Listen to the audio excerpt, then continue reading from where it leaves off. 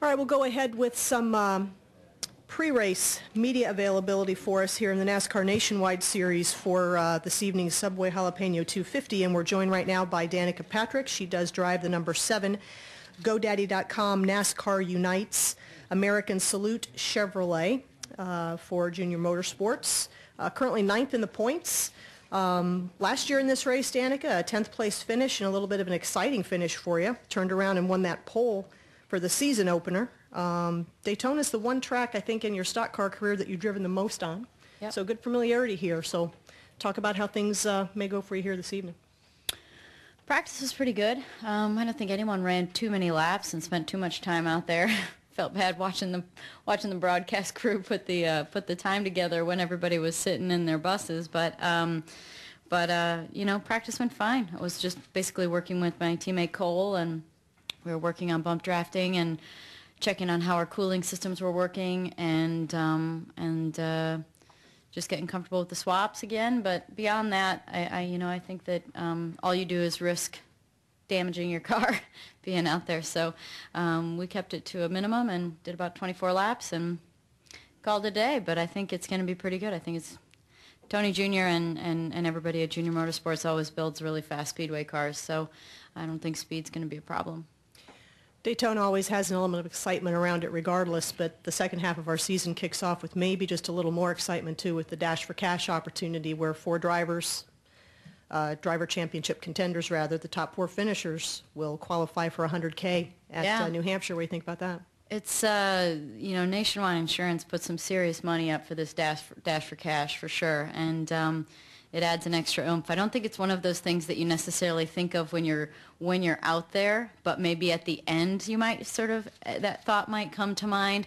But it's definitely one of those things when it's over with, and if you found out you're in it, that that you have a chance to win $100 grand the next weekend, that you get pretty darn excited, and it's a cool promotion. So hopefully we can be, I'd like to be first overall, but first in the nationwide drivers would obviously be good going in the next 4 races. Make sure you check for bananas before you start.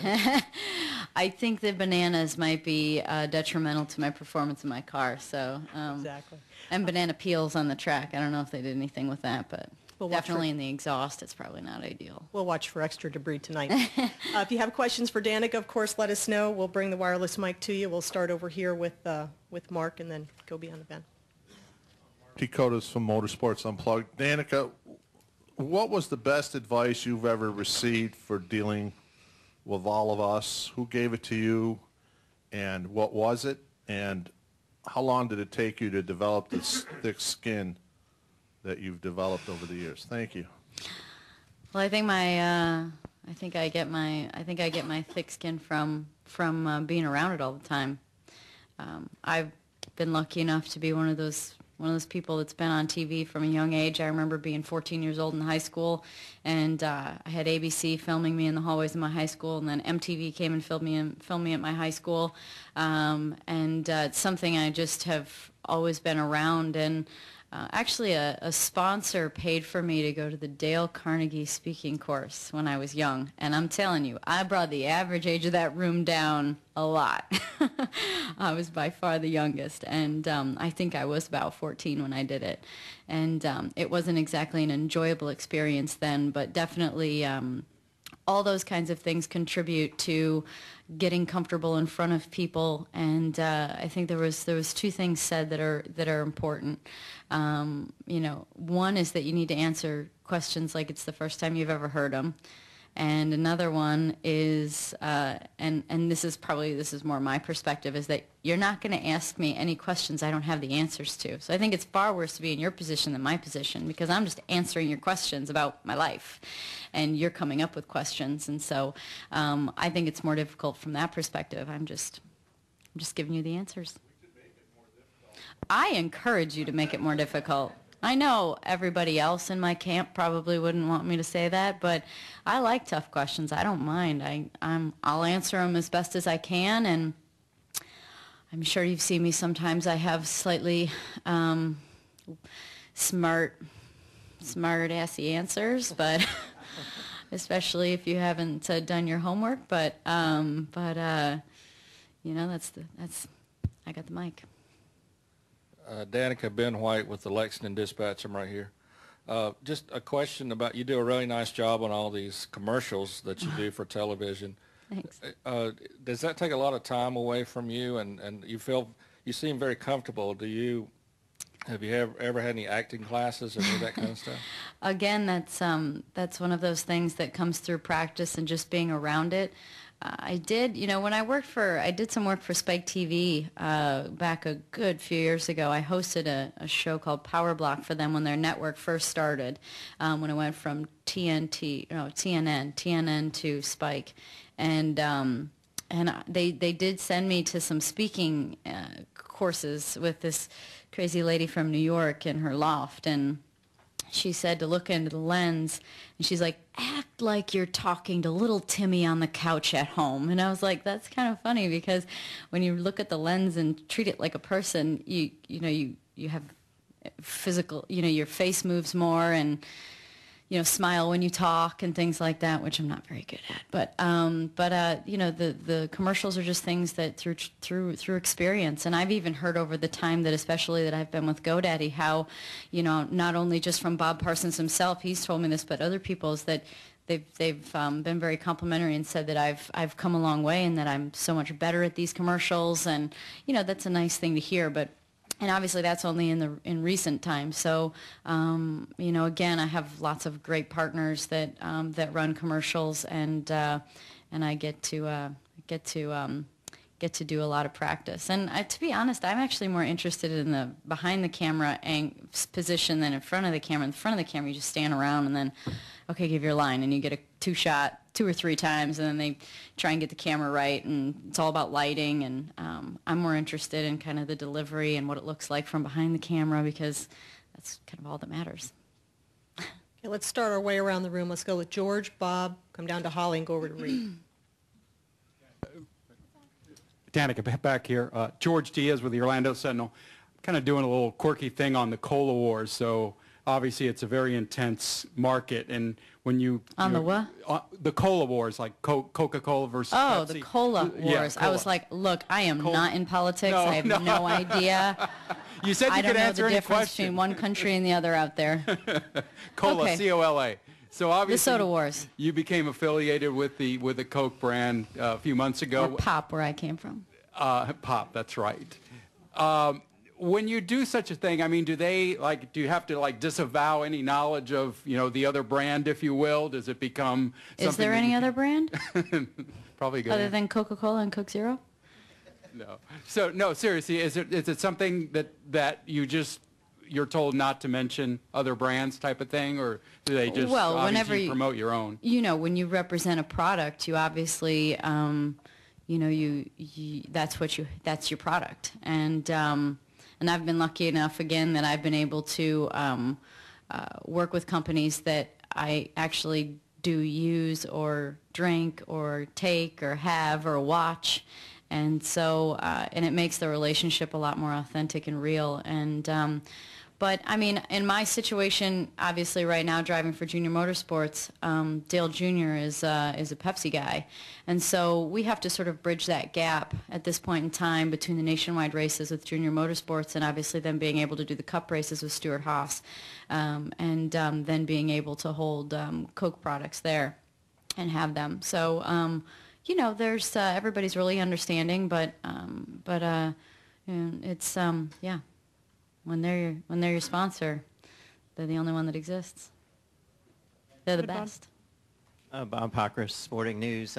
With Ricky Stenhouse's announcement last week that he'll be going Cup racing, it looks like you and him could be facing off for Rookie of the Year next year. What do you think about that? And do you think he'll ask for there to be weekly events with the 2 rookie candidates so he could hang out with you more? Sure, that's fine. I get along with them great. If we want to do press conferences every weekend together, we can do that. It's probably going to make it more entertaining. Ricky, if Cup racing is what I'm doing next year, which is, what the plan is, hopefully we can make that happen. Obviously, that's going to be one of those things. We're both going to want Rookie of the Year. And he's so kind, polite, and helpful. I can't imagine that would change, but I guess you'll have to ask him. Let's go ahead with Holly. Get a chance.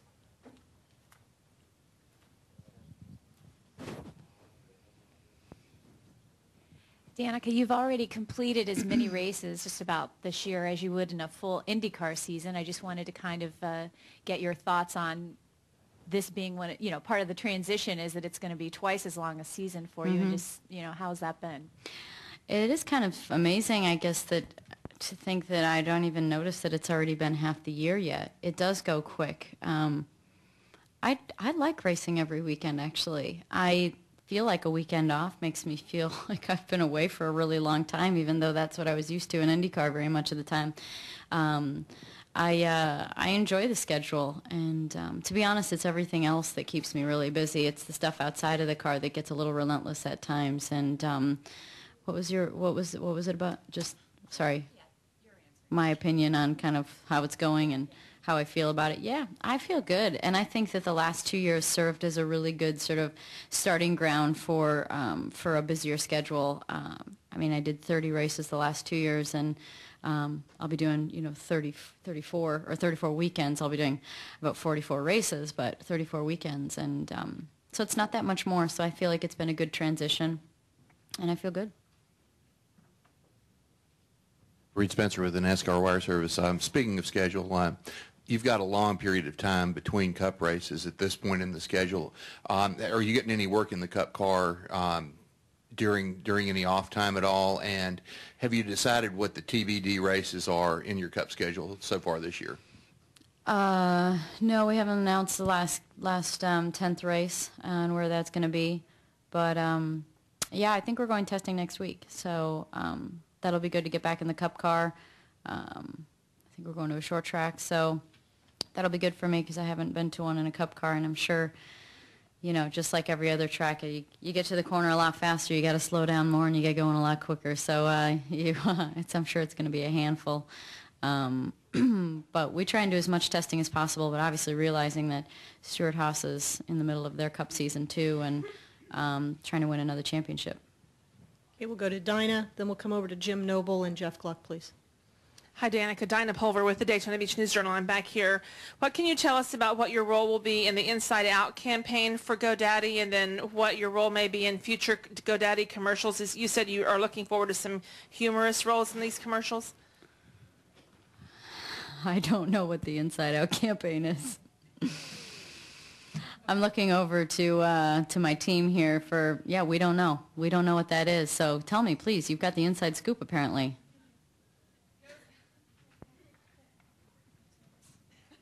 GoDaddy has said that they're launching a set of commercials, I guess, for the Olympics, and it's called the Inside Out. Oh, yeah, I'm not in them. They said you had a role. They said you had some role in the Inside Out campaign, so I guess you don't.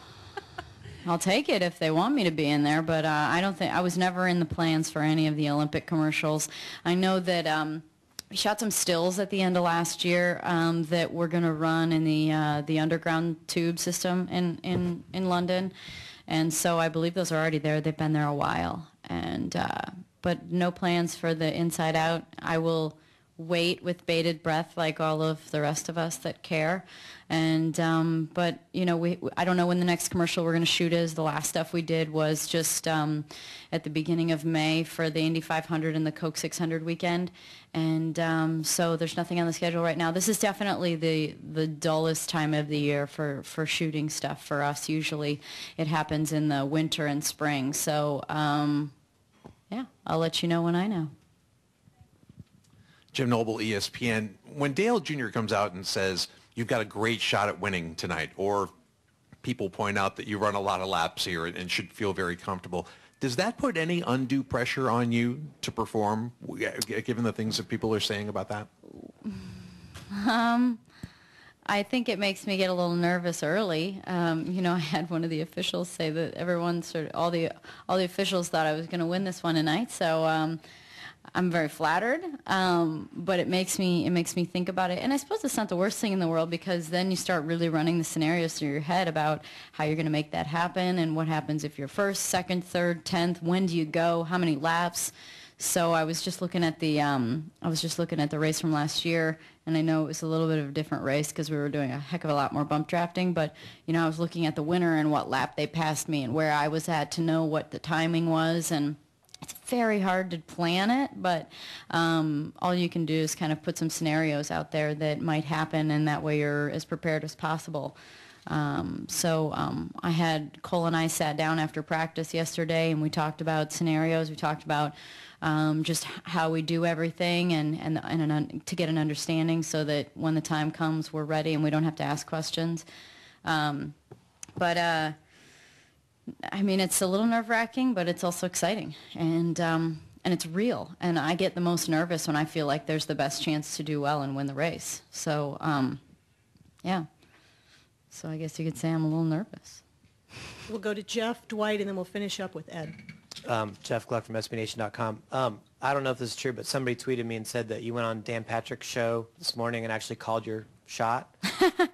Well, I was thinking, that's true. That's true. He's like, so he's like, I'm not going to make a call on how you finish tonight. He's like, but how about you make the call? And so I answered, I was like, well, sure, it's going to be me then. And so then I was thinking, I was taking a shower after washing off my hairspray and makeup, and I was like, wait a second, that kind of sounded like a jerk thing to say. So what I really should have said is, well, I shouldn't be betting against myself, should I? So that's my answer. I really shouldn't bet against myself. So not like the guarantee. No, of course not. There's no guarantee. You all know that. It's like when somebody comes up and asks you, are you going to win tonight? Well, I'm going to try. I mean, that's the best I can do. Unless somebody else has got some powers to be that can make sure that you win the race. There's nothing else you can say other than I'll try. And I think that I have the best chance possible with the most experience at this track versus any other one. And the fact that I'm driving a junior motorsports car and they're really fast on speedways. And we had a good shot at winning the race last year. I think that it's as good a chance as ever. But I'm glad you asked that because I was really thinking I should answer differently. As in, more elaborate on my answer. Not necessarily longer. Okay, I'll shut up.